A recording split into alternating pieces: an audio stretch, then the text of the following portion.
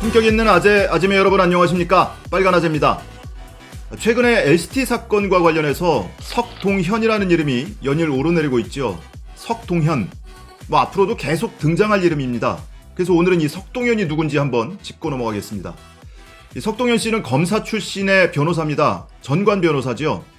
그리고 윤석열 전 총장하고는 40년 지기 절친. 본인 입으로 그렇게 표현하고 있어요.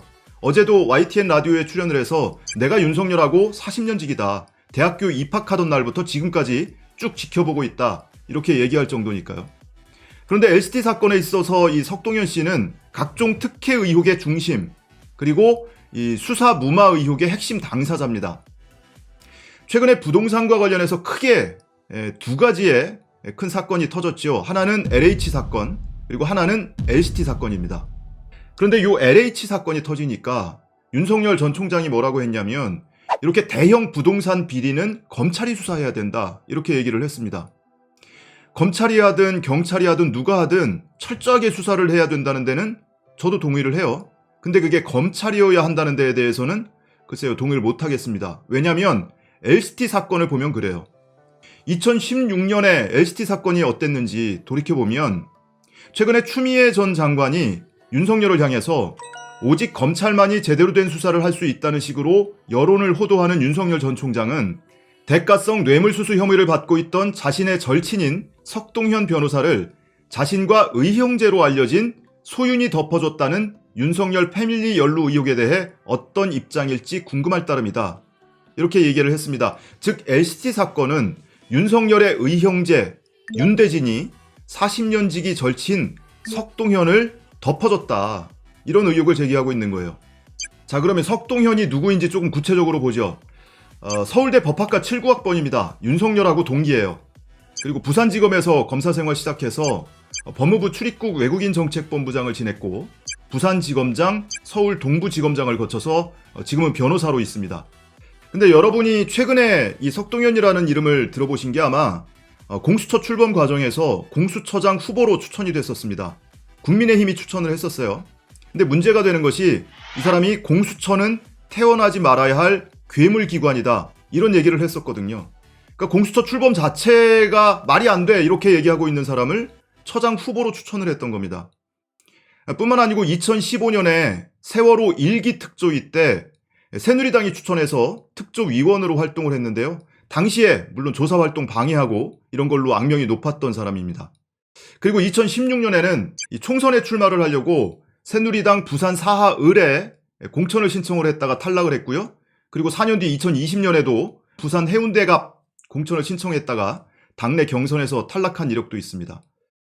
이 석동현 변호사의 배우자 박영아 교수인데 이 배우자도 꽤 유명한 사람이에요. 지금 명지대 교수인데 2008년에 한나라당 공천을 받아서 송파갑에서 국회의원을 했었고요. 그리고 정교모라고 여러분 기억나세요? 사회정의를 바라는 전국 교수 모임, 이 극우적 활동을 하는 단체인데 여기에 공동대표를 맡고 있고 최근에는 총선에 중국이 개입한 의혹이 있다 이런 주장을 펴고 있기도 합니다. 넘어가서 본론으로 돌아와서 LCT 사건을 한번 돌이켜보면 2017년 4월에 이 LCT 그리고 석동현 변호사와 관련해서 SBS가 여러 건의 단독 보도를 했습니다. 당시에는 박근혜 전 대통령이 탄핵되고 조기 대선을 준비하느라고 정치권이 정신이 없을 때예요. 근데 이 시점에 이 LCT 사건이 유야무야 수사가 그냥 대충 넘어간 거예요. 그것에 대해서 여러 가지 의혹을 제기를 했는데 당시 보도를 보시면 이영복 회장이 전직 검사장, 이게 석동현입니다. 석동현한테 3억을 줬다라고 진술을 했는데도 무혐의 처리가 됐다 이런 보도를 했습니다. LCT가 2013년에 투자 이민재 지역으로 지정이 됐는데 법무부 출입국 외국인 본부장을 지낸 이 석동현 변호사한테 이영복 회장이 3억 원을 줬다고 진술을 한 거예요. 그런데 검찰이 이 석동현 변호사에 대해서 소환조사 한 번도 없이 이 사건을 무혐의 처리를 했다는 겁니다.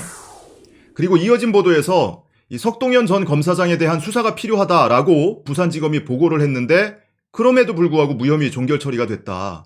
부산지검이 대검에 강제 수사가 불가피하다 이렇게 보고를 했다는 겁니다. 출국 금지도 하고 계좌 추적도 하고 소환 조사도 하고 해야 되겠다라고 보도를 했는데 정작 결과는 강제 수사는 전혀 이루어지지 않았고 서면 조사만 딱 한 차례 받고 무혐의 내사 종결 처리됐다. 이런 의혹을 제기했습니다. 그리고 다음날 이어서 이영복, 은닉 정황이 담긴 CCTV를 검찰이 확보하고도 이걸 무시했다. 이런 보도도 했습니다. 이 보도를 한 사람이 다름 아닌 SBS 임찬종 기자입니다. 이때만 해도 멀쩡했는데 지금 왜 저렇게 됐는지 모르겠어요.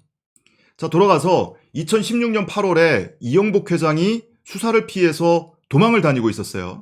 근데 그때 석동현 변호사가 자신의 지인이 사는 강남 아파트에 숨겨졌던 것 아니냐. 실제로 그 아파트 CCTV에 석동현 변호사 그리고 이영복 회장이 차례로 드나든 그 CCTV를 검찰이 확보를 했는데 그럼에도 불구하고 검찰이 아예 이 사건에 대해서 조사조차도 하지 않았다는 거죠. 그리고 이어서 이 석동현 변호사가 이 LCT 레지던스를 분양을 받았는데 로얄층의 레지던스를 분양을 받았대요. 근데 그 계약금을 내준 사람이 다름 아닌 이영복 회장이었다. 이영복 회장이 계약금 1억 원을 대납을 해줬다라는 거예요. 근데 수사가 시작되니까 몇 달 뒤에 이걸 갚기는 했는데 이 건 역시도 검찰이 전혀 손대지 않고 수사를 안 했다는 겁니다. 그러니까 검찰의 수사가 유독 검찰 출신한테만 관대하더라. 수사를 한참 하다가 검사 선배가 툭 튀어나오면 사건이 쪼그라들더라.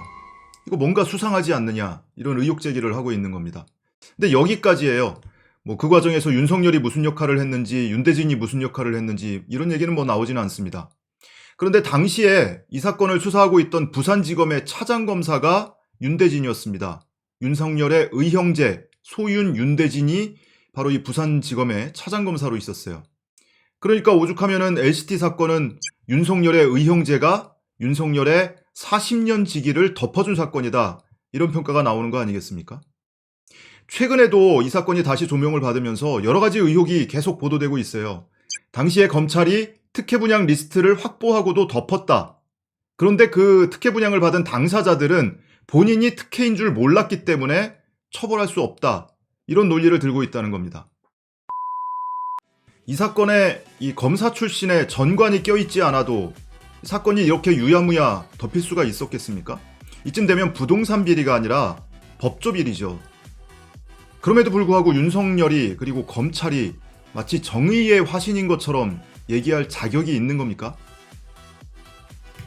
그대 앞에만 서면 나는 왜 작아지는가